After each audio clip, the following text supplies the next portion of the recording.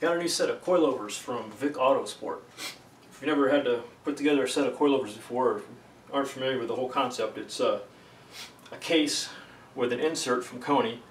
It also has a sleeve on it that's threaded so that you can adjust the ride height and the compression on the spring. Another feature that it has is this adjustable camber setting, which you're not going to find on your standard KYV. If this were a double adjustable shock, I think you'd have a valve here on the bottom, but it's a single adjustable, which means it's just the rebound that you can adjust. This is the way to go as far as a relatively inexpensive racing shock. This is about your best bang for the buck. So to assemble this, there's a roller bearing on here, which I've already greased. I use some synthetic grease for that. We're going to start off by putting this little pivot bearing on here, and that's going to form the base for my spring mount. This first spring is a single rate. It's rated at 275 inch-pounds. So what I've got on the front of the car right now is closer to about 180. So we'll see how much better 275 is. I think it's going to be probably a little too stiff, but we'll see what happens. That's what it came with. This is the front. The back's going to be rated at 325, and that should definitely help firm up the back end. If you've seen in my videos, it's really soft back there. Here's the boot. Keep the dust out. Next piece to go on is going to be for my helper spring, or tender spring.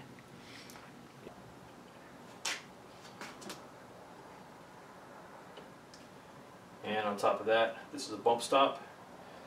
If I do happen to compress this spring all the way, it'll ride on that. It'll give it a little bit more compliance.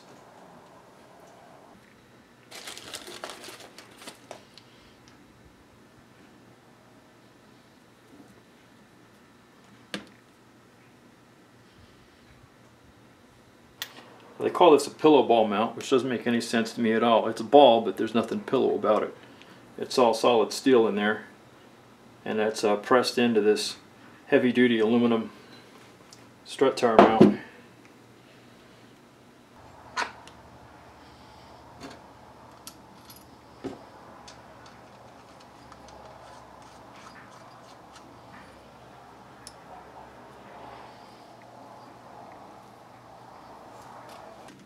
I'll tighten this up with an air tool when we're done. That seems to be the only way to get those things on there without spinning the rod. The way this is adjusted is with this little knob here. It's got a thing here to tell you how to make it tighter. So you just stick that on there, and it goes about 1.5 turns.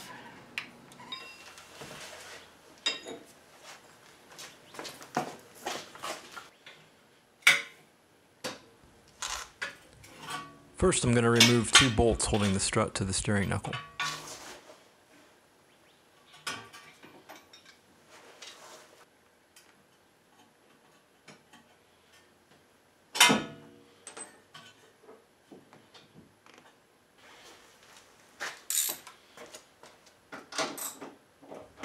Next are the nuts securing the strut to the tower.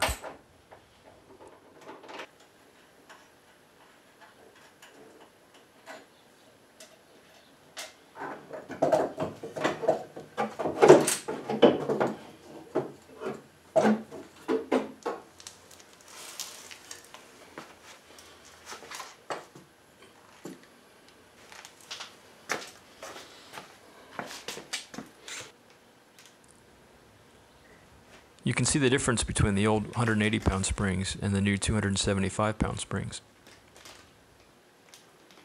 The top mount is also much more robust.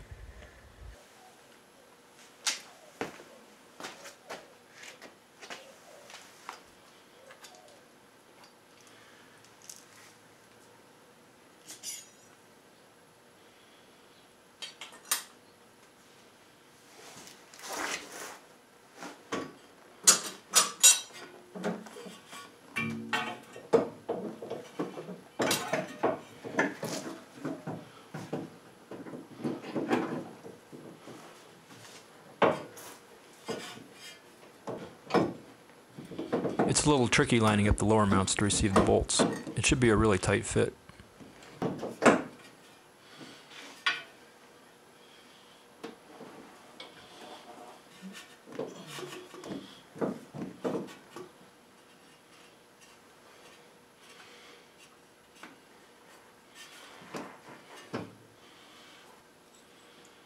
If you have eccentric bolts, they go in the slotted holes on top.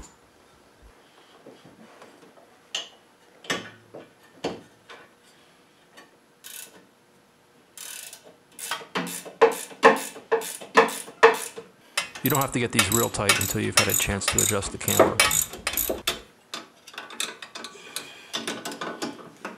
Make sure the spring perches are tight using the tools that come with the kit. It helps to have two of them.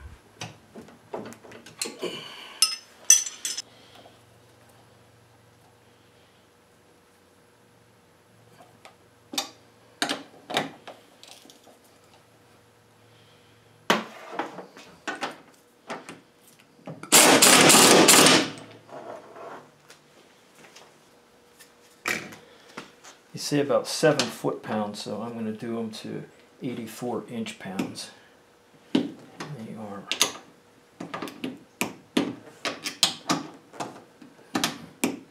at least that, so we're good. I'm starting these settings at the third little marker there. I'm not sure where they're going to end up, but that's going to be a starting point, and then we'll figure it out after we get the car off the jacks. And we are set. Let's see how badly this is out of alignment as far as the camber. I set it to maximum of the positive camber because it normally sits with so much negative camber. I'm going to start with it all the way out and then we'll work our way back in.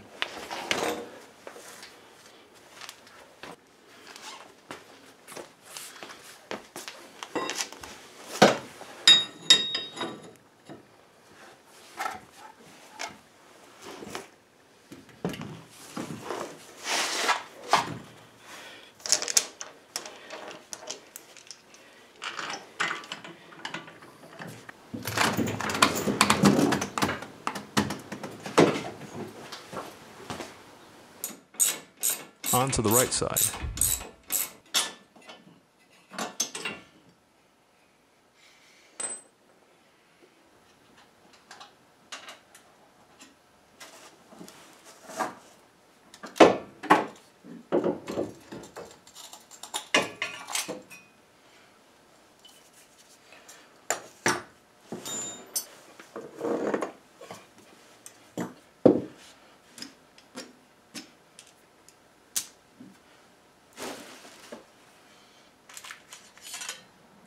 I'm putting a steel plate on top of each coilover that's designed to provide a more stable mount.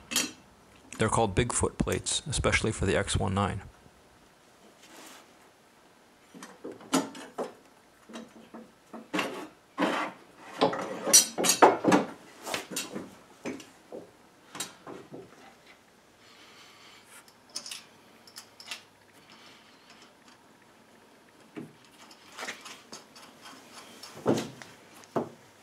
Here we see how those Bigfoot plates are finding a curved surface where there should be a flat surface. So the recommendation for this is to just let them be for a while, and eventually that metal will conform to the flat plate. Between that and tightening them up a little bit, should be able to fix the problem.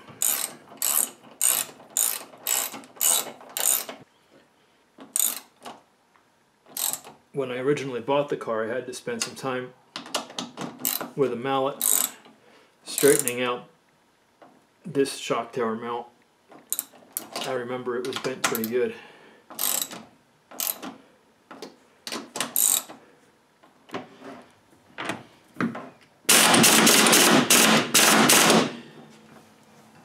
These are the eccentric bolts that came with the kit from Vic's. This will allow me to precisely adjust the camber of the suspension.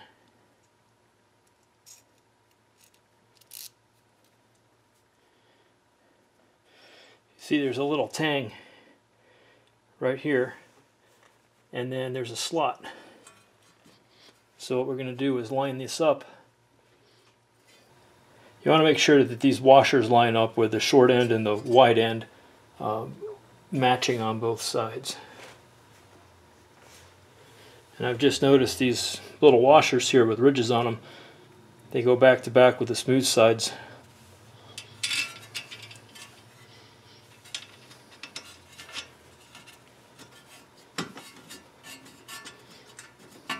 I'm going to set this one up with as much negative camber as I can dial in.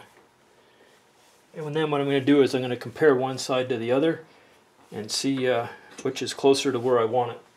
And then I'll go back and adjust the one that's most off.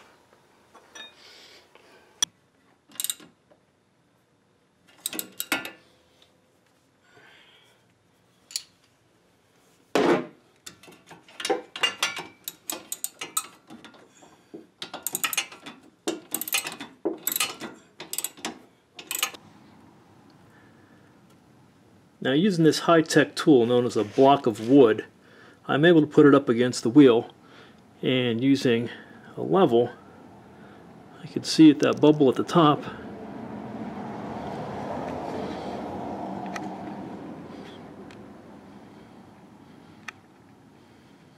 I actually have a bit of positive camber on this wheel. I know that because the more I move it out in the direction I want it, the more that bubble moves. So if it was centered, that would be 0 camber, and if it's just a little bit negative, like right about there,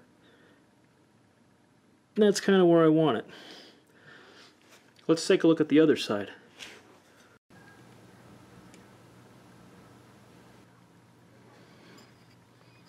Now that bubble there is way off. I actually want less camber. I want that bubble right about in the middle of that line. So we can see, using these crash bolts, that the possibilities on this particular set of coilovers from Vic's, I can go probably about a degree of positive camber all the way down to maybe 3 or 4 degrees of negative camber. The ultimate goal is to allow me to fit this jack underneath the front spoiler, but only just. So we can see we've got some room for improvement there. Let's get a measurement on that, and then we can use that when we take the tires back off.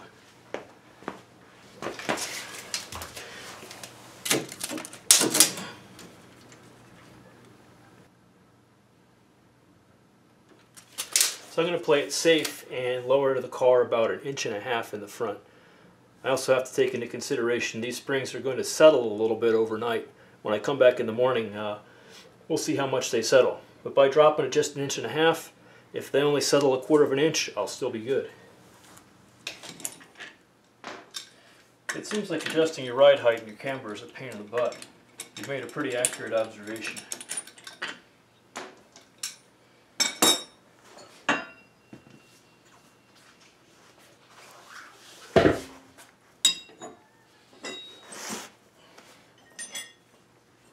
First thing I'm going to do is drop the ride height.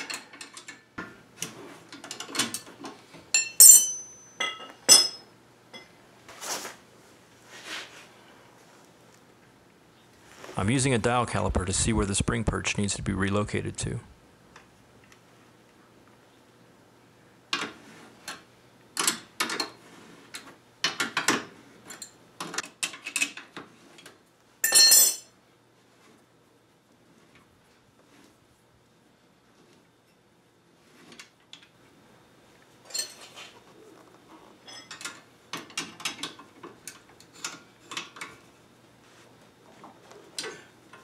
And the next thing we want to do is fix the camber.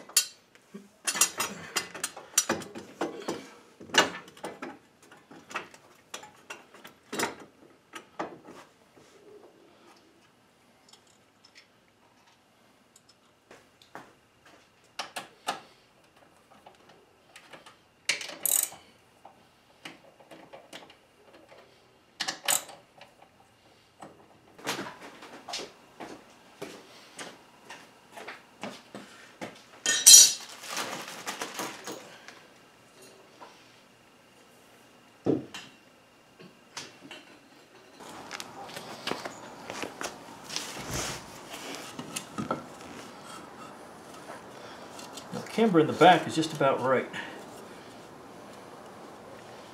This would be centered, and it is tucked in, so a little bit of that bubble is still showing, but it's not completely gone. Well, this suspension still seems pretty soft. It's a little more than I'm used to for an autocross car, but even though this just adjusts the rebound,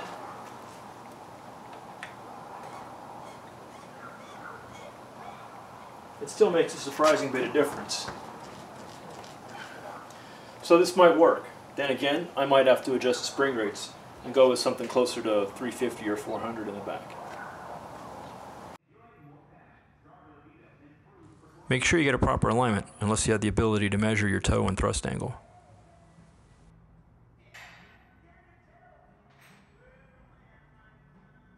That's a clean run too for David Rock. We'll have to wait for the Mustang. Scott Myers to give us the patch results. I think that's right in there. Run.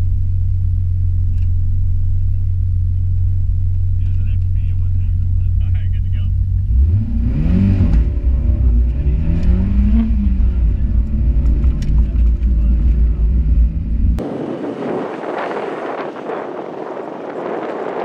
There's the MRS 51306. +1 on the MRS.